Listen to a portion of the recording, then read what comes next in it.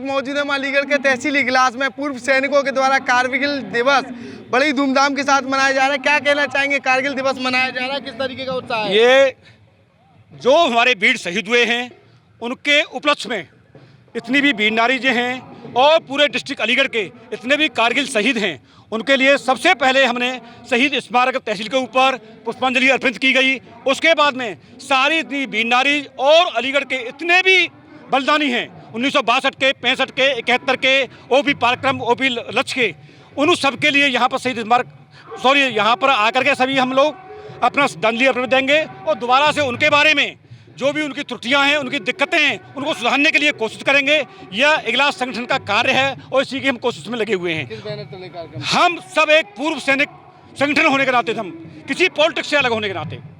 क्या कहेंगे, कारगिल दिवस एक बड़ी विजय प्राप्त कर दी, देश ने पाकिस्तान को धूल चटाई थी, क्या कहेंगे उसको लेकर? जहां हमारे 527 बलिदानी हुए थे, जिसमें 7 लोग अलीगढ़ डिस्ट्रिक्ट के हैं, जिसमें से 3 लोग तहसील इजलास के हैं, जिन्होंने 527 पूरे भारतवर्ष में थे, 7 तहसील इजलास के हैं, जिसमें से 7 अलीगढ़ के हैं और 3 तहसील इजलास के हैं। इन्होंने जो बलिदान दिया है उनके लिए हम पाकिस्तान को धूल तो क्या चटाना चाहा कि थप्पड़ का जवाब थप्पड़ से मिलता है, ईंट का जवाब पत्थर से मिलता है। कोशिश ये कर रहे हैं कि ज़्यादा से ज़्यादा उनको ख्याति पहुँचाई जाए। क्या कहेंगे, जो वीर गति प्राप्त हुई थी सैनिकों को, किस तरीके का माहौल था?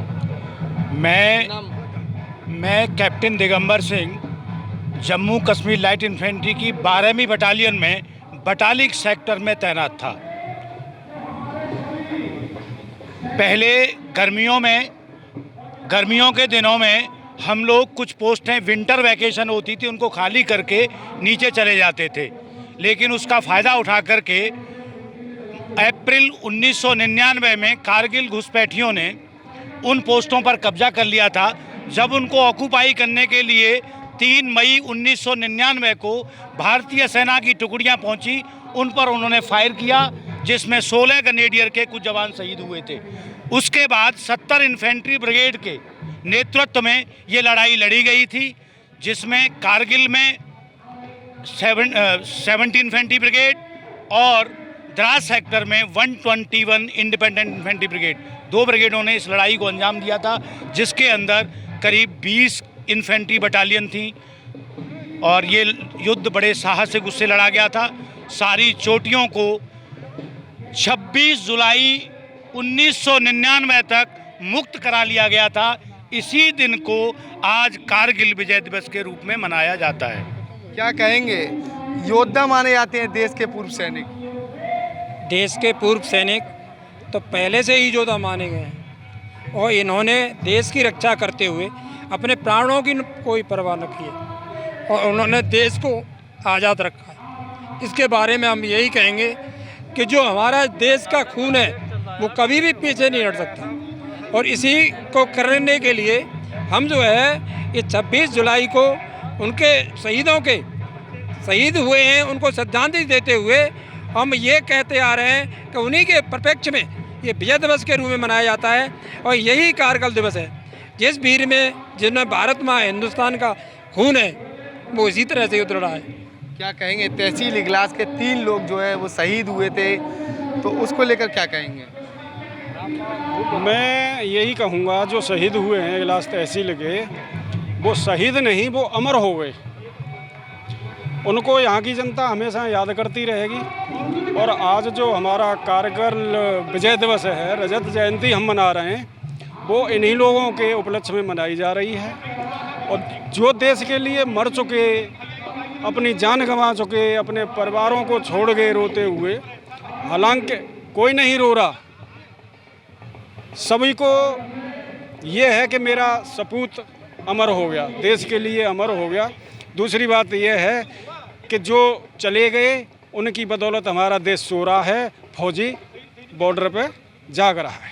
क्या कहेंगे, आप भी पूर्व सैनिक हैं, किस तरीके का माहौल रहता था पुराने समय में और आज के समय में क्या माहौल है सैनिकों को? खैर माहौल और वो तो चलता रहता है, आर्मी में डिसिप्लिन्ड है, डिसिप्लिन्ड में रहता है फौजी आदमी, उसके विषय में आपको कुछ बता नहीं सकते। नहीं, मेरा कहने का मतलब ये है, जो तमाम तरह की जो युद्ध हुए थे अब किस तरीके से देखा जा रहा है? यूट्यूब वाले झूठ बोलते हैं, ठीक है, यूट्यूब में कोई वहाँ जाके देख नहीं रहा है ना। हम फौज से हैं, हमारे बच्चे भी फौज में हैं, ठीक है ना। ना कोई नेता है वहाँ पे फौज में, ना कोई नेता का बेटा है फौज में, ना कोई और है, ना कोई बिजनेस वाले का है। सब हमारे मीडियम वर्ग के बच्चे हैं, वो हमें पता है, सब ठीक हैं, देश के लिए लड़ रहे हैं, कर रहे हैं। लेकिन मैं फिर यही बोलूँगा, वो वहाँ लड़ रहे हैं, लेकिन उनको जो है जनता उस तरीके से नहीं देख रही जिस तरीके से उनको देखना चाहिए। जिस तरीके से एक फौजी को सपोर्ट करना चाहिए, सिविल जनता उस तरीके से सपोर्ट नहीं कर रही। क्या होना चाहिए? अब फौजी को कम से कम साहस तो बढ़ा सकते हो जी, साहस बढ़ा सकते हो, मोटिवेट कर सकते हो, नहीं कर सकते भाई। फौजी को मोटिवेट कर दो। पहलवान लड़ता है, तालियां बजाते हैं उसके लिए, लेकिन फौजी के लिए कुछ नहीं, 2 आंसू बहा के और ताली बजा के और फिर भूल जाते। फिर उसके बच्चों को कोई भी नहीं देखता है। कौन देख रहा है? कौन सा नेता देख रहा है? कौन सा क्या देख रहा है? कोई नहीं देख रहा है। ठीक है, जो हो रहा है बढ़िया हो रहा है और बढ़िया ही होता रहेगा। जी बिल्कुल। साफ तौर पर तमाम जो पूर्व सैनिक थे उनके द्वारा हमारे से बातचीत की, एबीपी लाइव से अपनी बातें साझा की।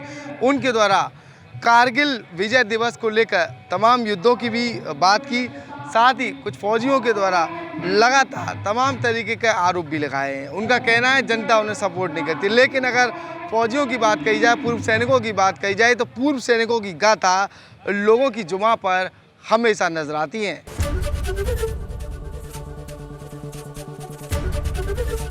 एबीपी गंगा, खबर आपकी, जुबान आपकी।